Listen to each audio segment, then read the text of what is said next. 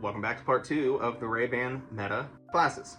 So next thing, I talked about in the last one, the uncomfortability and the cool charging dock. The charging dock does have one downfall, and I think there's a lot of cool things to go over with this too. So let's get started and show you that. So the charging dock, one of the downfalls of this, the clip that's in there holds these glasses really tight in a way that I wouldn't be scared of putting these in here and shaking this upside down or around and worrying about anything falling out. They're clipped in, they're magnetic, even a little bit of like a mechanical clip, so not stressed about that. They fit nice and snug. There's nothing to stress about as far as them falling out.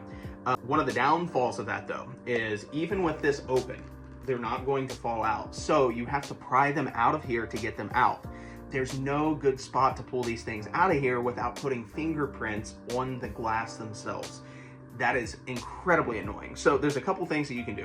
You can, and this is how I've been doing it, reach in and hook underneath of the side of the frame and pull it out from the corner, and that's about the only way to get these out without fingerprints. And even then, sometimes when you're gripping them like this, your finger touches the corner of the glass and you get smudges.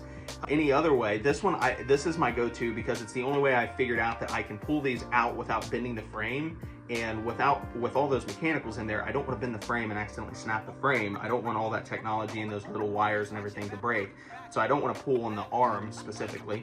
And the other way to do it is with the frame on the top of the lens, and that's inevitable that you're going to get fingerprints on there. You can't pull them without that. And right here on the bridge, there's nothing to grip to pull there because that clasp actually goes over top of the bridge a little bit, so it makes it even less probable to get it out that way.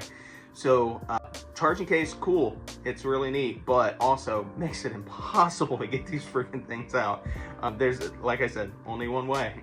Corner, shove your finger in there and then pry. It's about the only way to get these out without smudges on your glasses. So.